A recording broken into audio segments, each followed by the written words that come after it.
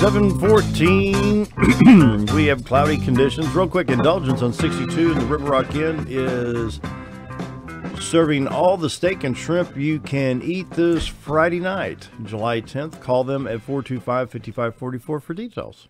That sounds good, doesn't it? Yeah. Yeah. Food. About mid-morning, I'm ready. The shrimp you can eat. Well, sounds good. I'm not a big shrimp eater, though, but good morning. Howdy. County Judge Mickey Pendergrass is here. How you been? I've been good. Yeah. Had a relaxing for the most part. Holiday weekend. Did get to see the fireworks on Norfolk and a couple of other shows, but a lot of people in town, and that's great. And I hope everybody's being taken care of, and everything is going smooth, and everybody's being careful. There's a lot of water on that lakes, on both of them there. And more water coming to fill it up again.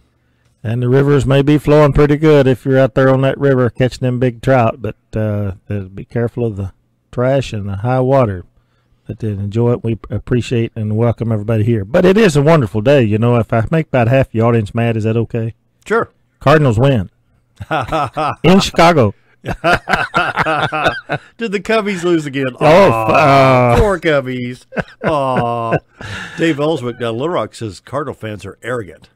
Well, so depends on who they're playing. Yeah.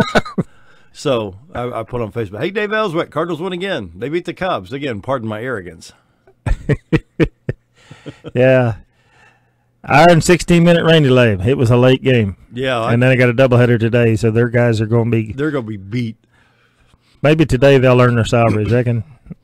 I'll remind Dave Ellswick of arrogance when the Razorbacks are playing LSU and there may be a bad call by a ref and something may happen. Yeah, you're talking about arrogance. Yeah. Anyways, how you been?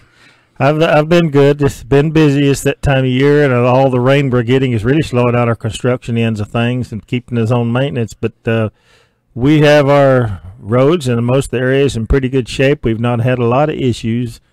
It's bound to happen. You know, you've got a tree down here or culvert stopped up there, a bridge and things you got to deal with. But we've been taking right along with business like for the county, just like we're supposed to. Still remind everybody to watch out for the construction. There is some roads that we are getting to work on as the rain lets us, and we will be moving. We have a pretty aggressive repaving program this summer, and the weather's really put a dent in it and made us way behind schedule, which is not making some of the people that were planned to already be there happy because they think we're not coming because we hadn't been there, but we are coming if this weather will let us go. I was surprised by a meteorologist on one of the TV channels last night I was watching and said, yeah, we're going to get more rain, but we could probably go a month without it and be just fine. And I'm thinking, August is coming, guys. You might want some of this. Yeah. But we have been blessed with a lot of moisture in the last. Reminds me of a June we had several years ago when I was working at a farm equipment dealership, and the farmers were trying to cut the hay, and they just get beside themselves when they can't get the hay cut by the middle of June. It rained literally every day, first 16 days of June, and there was hay rotted. That would have been back in the 80s, and hay literally rotted in the field, and I see some of that right now.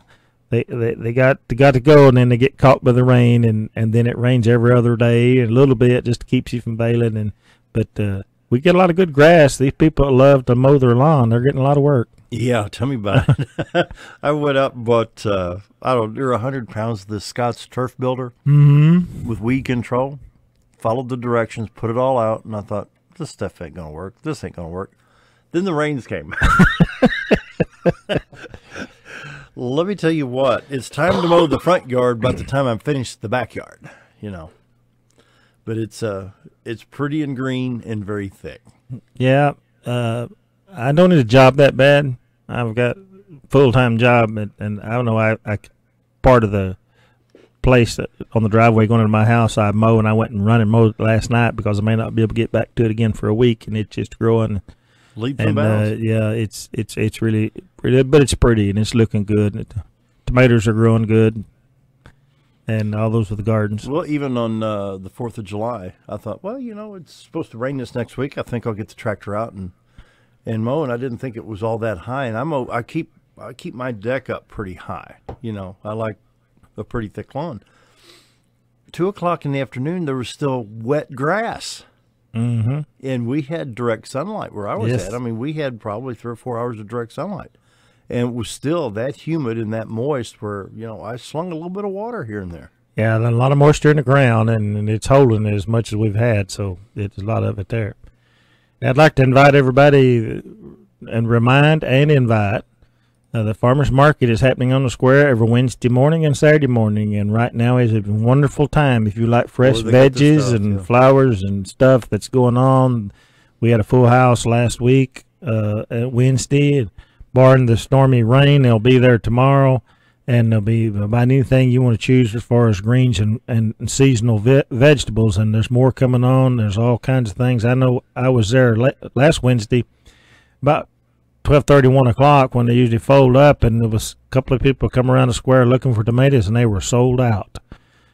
So get there early and enjoy it. And concerning that, we have an announcement. We may be able to help folks if you like. The Friday night on the square that the city promotes every Friday night, most every Friday night. I had an idea suggested to me, and so I went and asked the mayor, and he says, yes, we have been looking and wanting vendors to come to our Friday night on the square. We can't get anybody.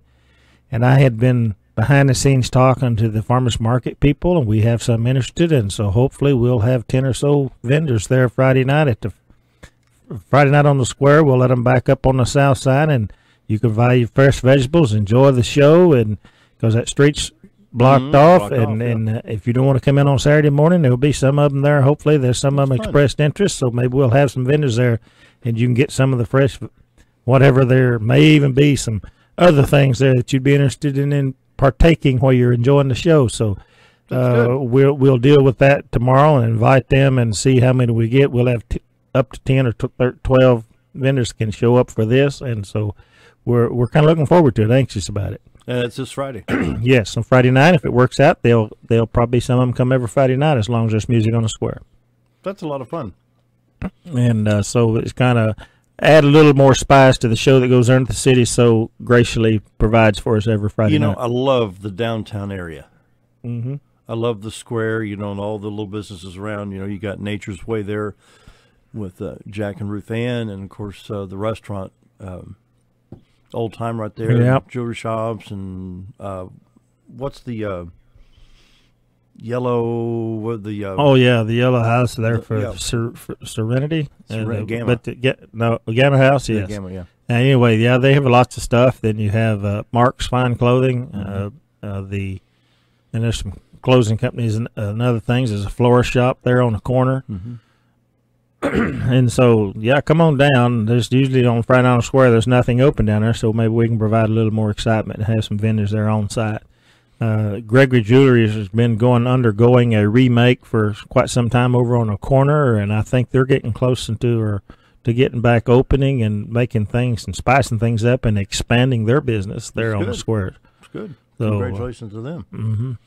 And the flags have been flying, and a lot of the people have been walking through looking at the military honors, and rightfully so, from the time we put them up on Memorial Day till after the 4th of July, and including Flag Day in the middle. But there's a lot of good things to see down there. Really is. We've got just a beautiful downtown square, and want to invite our visitors. Yes. To check out downtown Mountain Home on the square. Real pretty. Yep. Come on by. Scares me when I get a text during the show. Let's see it. Probably the mayor. Families Against Distracted Driving. Yes. Has that been much of an issue lately? Have you seen or heard of any issues with distracted driving with the mass? Well, you see it all the time. If you're on the road as much as some of us are, you see a car in front of you or a car you're on a double lane you're riding beside where they're texting or using their phone. And usually when I get behind a vehicle, it doesn't take long to figure out that they're on the phone, because they do things that are, whether they're texting or just talking, they're either driving too fast or driving too slow or wandering a little bit off of their side. It's getting to where it's pretty predictable of what's going on, and you get up there and look, and they're on the phone. and you know they're distracted because their concentration. I see, and some people close to me, I understand, do this, and maybe I've been guilty, but you get on the phone, you got that call, you can't wait to take the call, you can't lay it over to the side, and it seems to be the most important thing, and you get to thinking about other things. You don't know you're driving 45 and a 30, or you're driving 60 and a 45, because you're not concentrated on the business at hand, and that's all distracted driving. One thing I noticed they posted on their Facebook page this weekend, a young lady who determined after she rolled her car and slid on top and survived the wreck, and showed a picture of their car, that when she gets in the car, she turns the phone off. And people have forgotten that we used to didn't have these things. I don't know how we made it back then, and that they have become more important. So this is a really good program, and it has caused a lot of heartache to a lot of people, some their own fault, some the fault of somebody else. And so it is huge out there, and I follow them. A lot of people don't get tickets, but I'm sure it causes more accidents than we really know. You know, when I first got involved with Families Against Distracted Driving, and Sheila and Michelle were here just last week, I was in a residential neighborhood, and I thought, well, I'll just see what it's, because I don't. I mean, there's no way I can text and drive. Even when I'm traveling, say I'm on I-40 or I-44, just hitting eject on the CD player and looking into the other seat, because I'll have a couple of CDs over there, because you can't just root around and say, oh, well, I'm looking for this one or that one. I try to keep the CDs out of the case and in the seat to where I can just grab one and put in, so I don't take my eyes off the windshield looking at the road. But so I tried texting one time. I was in a residential neighborhood going about, maybe a mile. I was just going to send like 3 little words, I don't know, or something like this, And so I'm looking at the phone, and I looked up. I was doing about 8 miles an hour and almost took out 3 mailboxes because that's split second. Yeah. I didn't go maybe as far from here to the parking lot, but yet just that momentary lack of concentration on the road, I was about ready to buy 3 mailboxes. You don't realize how important it is to keep the eyes until you have an accident, or till you see nearly an accident. Mm-hmm. I think we could all tell the stories about the time a couple of years ago I was coming in from the Gasville area and got behind this car that was all over the road, and I being a double lane, I pulled up beside. My wife was with me, and she was sitting there with the phone in the middle of the little Mustang car, and sitting in the middle of the steering wheel and just all the road. And I backed off and called it in, and she was still doing it when the city police pulled her over in the city limits of Mountain Home. And they didn't even know that the law enforcement was there. They were so distracted.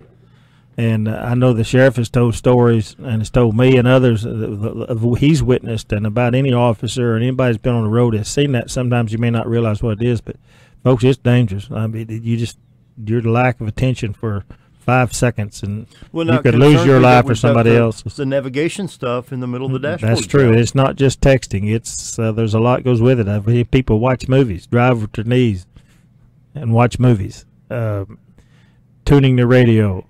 That's why we have presets. Mm-hmm. My steering wheel is equipped with buttons to where I can turn it up. I can change it from the 3 different modes. Yeah, unless you get like my wife, and we just got a new car. We have no clue where everything's at.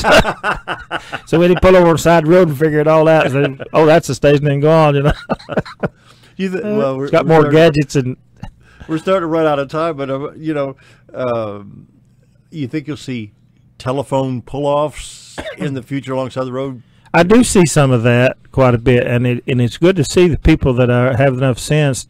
I think most of them do it because they know if they go over this hill, they're going to lose the signal, not because of distracted driving. But it will be good to see more of that, and I do see some of that, and I appreciate the people that do have the courtesy to do that, and because it is a lot safer, and we want everybody to be safe. You bet.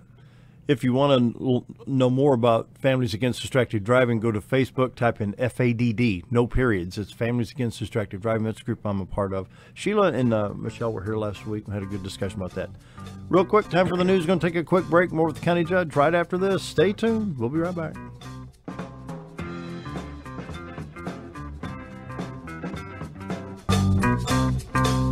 $7:35. Tell you what, the humidity's about to kill me. I spooked some deer coming out this morning from the house. Really? From the house. Oh yeah, they weren't running. It was too hard to breathe. I get used to it. Yeah, we got a lot of deer. You need to watch out for that too, especially about dusky dark. There's a lot of them out there, and it keeps the State Highway Department busy, keeping them off the middle of the road when they get run over. That's sad to see, but we have a lot of population. Be careful out there. Well, let's open Pandora's box a little bit. Well, it's been opened. It's been open. Oklahoma removes the Ten Commandments, or has the Supreme Court in Oklahoma has ordered the removal of the Ten Commandments monument off of their state grounds. At the same time, Arkansas has voted to put it on the state grounds. I saw yesterday Jason Rapert, the senator out of Conway, who just happens to be my guest on Straight from the Horse's Mouth this Saturday, says now there's a group wanting to put a statue of Satan in the form of a goat on the State House property near where the Ten Commandments are supposed to be. They're calling this a religious issue.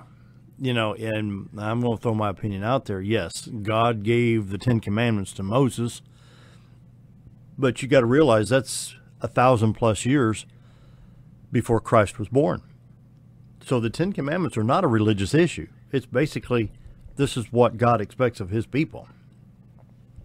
Now, what would happen if we were to eliminate the Ten Commandments altogether? That'd make murder legal.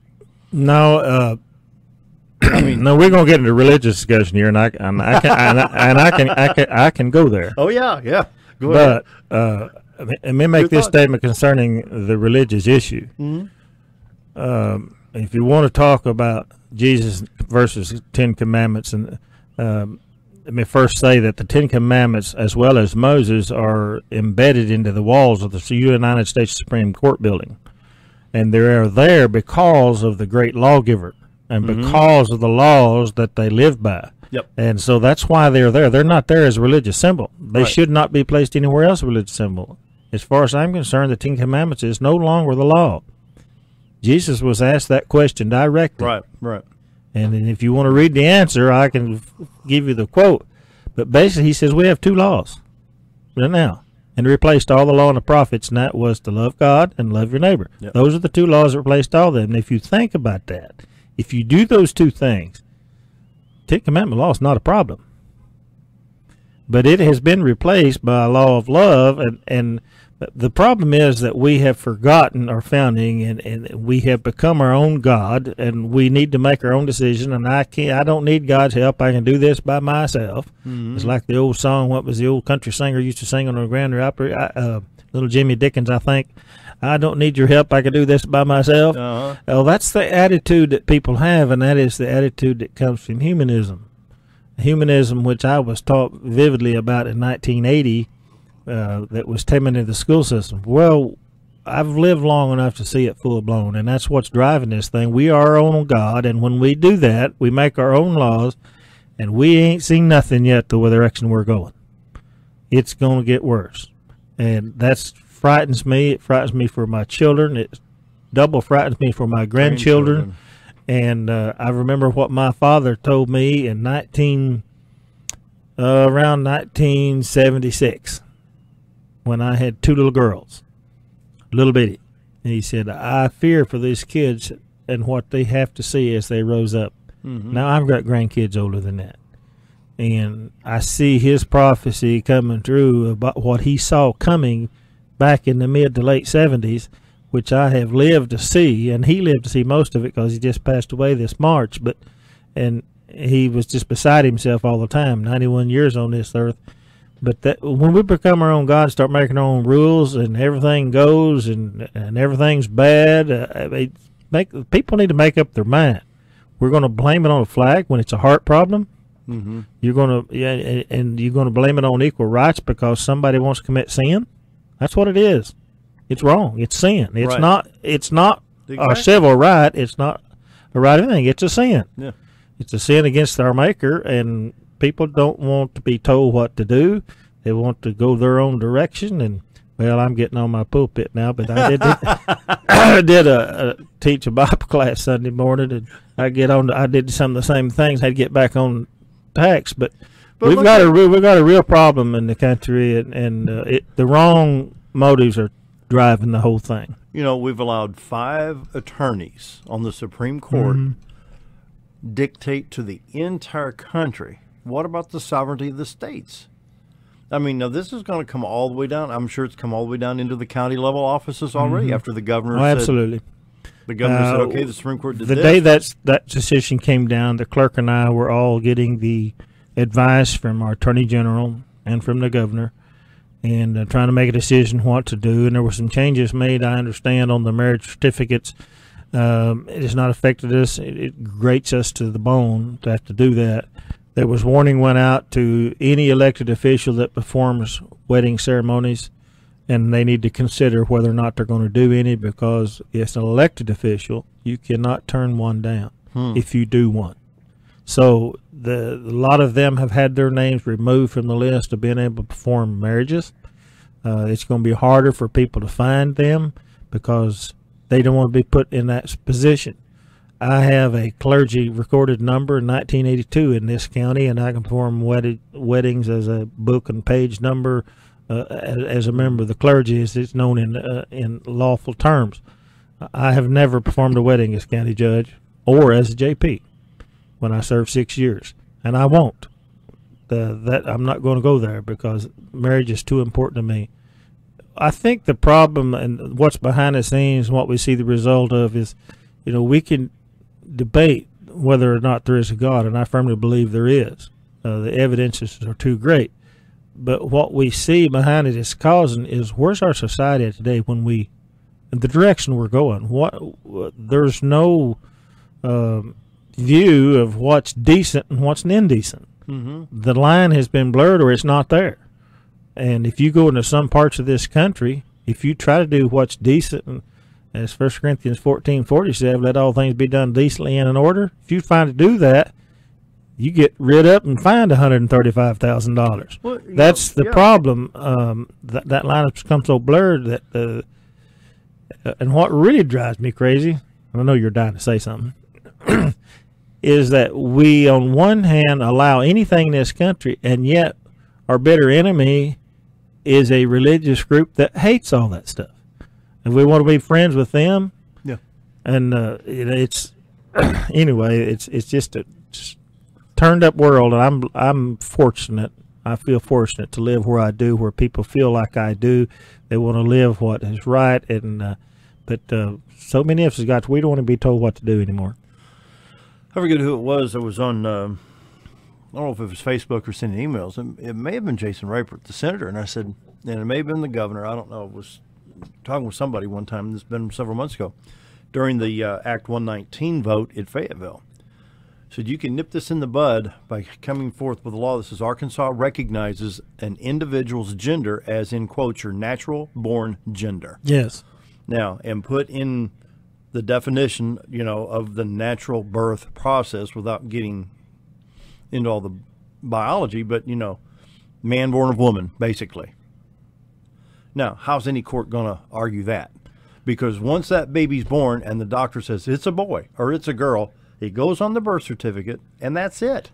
Yeah. And that way you don't have some dude in Fayetteville saying, well, I feel feminine today, I'm going to use the girl's bathroom after he sees an 8-year-old girl going. You're opening yourself up for disaster. The federal court has already got a lawsuit in the state of Montana on polygamy because of the decision the Supreme Court made last Friday, or Friday week ago. He's got 2 wives, and he said if it's right for them, it's right for me, and they can't say no. And he's probably right. Wow. And he has already filed a federal case. He's got 2 wives. One of them he's legally married to by the state. He went down and got a marriage license when that decision was made for the second one, and now they're going to go to federal court.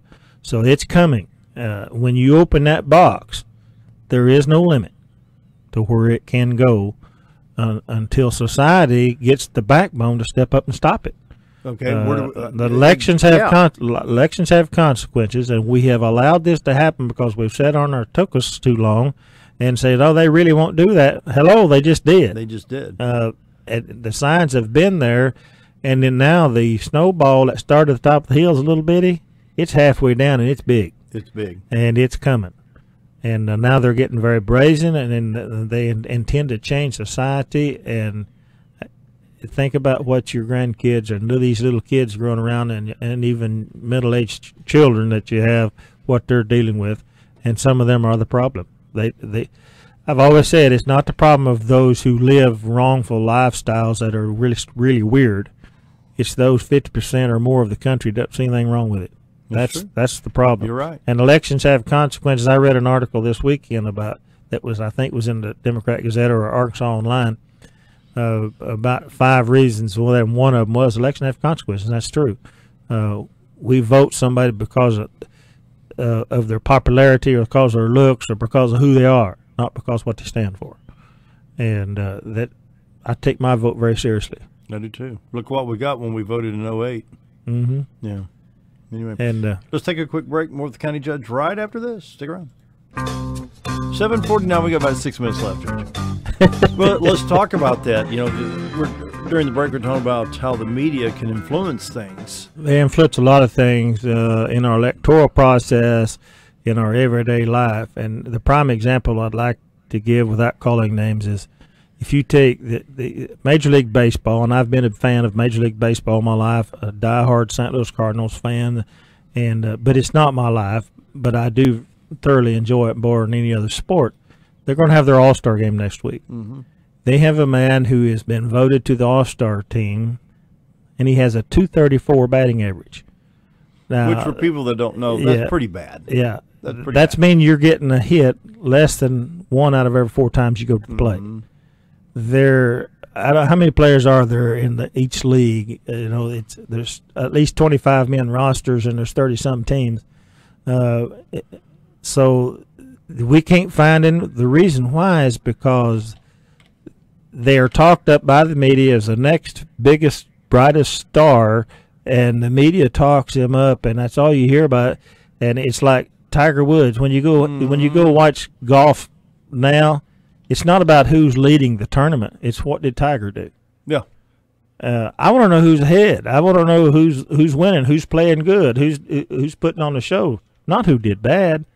But the media gets hold of things, and it happens in politics, it happens in the country, and they have really taken on these cases like we've been talking about, so-called civil rights cases, and that's coming too. The next push is to name this equal rights, and as a civil right, it's already on some legal documents as same sexes, not to be violated civil rights to somebody because of their sex. Well, that's already covered, but they want it specially mentioned, and that's how deranged and how far we have fallen from what is right.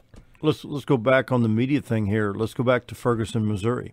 Yes. Okay. Had the iPhone and the cameras not been invented, let's say that we go back 30 years in technology, that wouldn't have got blown out of proportion, nor would it Baltimore. And then the kid that goes into the church in Charleston, South Carolina, and kills 9 innocent people in a church. And the thing that came out was, during the bond hearing, the judge let the people talk to the accused by video camera. And every one of us says, "I'm hurt, but yet I forgive you." And the media said, "Well, you know, they're not burning police cars, they're not doing this, they're not doing." They had to make an issue out of Charleston. Let me give you an example of the Charleston event. Unless you listen to this radio station and conservative talk radio, you probably don't know this. It's all about the flag and what happened in Charleston to a deranged idiot that pulled a trigger and didn't have the respect for human life. It also happened in San Francisco, sanctuary city.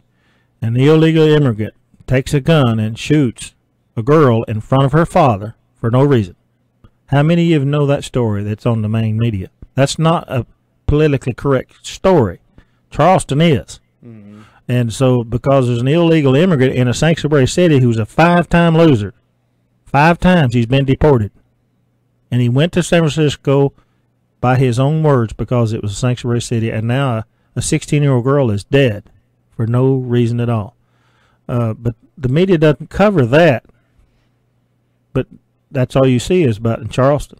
They're both just as bad. They're both, it's ridiculous. But we have a heart problem and people, and they want to blame it on this or that. There's no discipline in schools. I mean, we go down that path a long ways, and how the laws have got us. And it's a wonder I have a clean record because I raised 3 kids. You know, I just we had a little prayer thing Saturday at noon on the courthouse lawn on the west side. We had about 30 people show up. Mayor was there, and people are concerned. Yes, but, you know, we've got to take this to.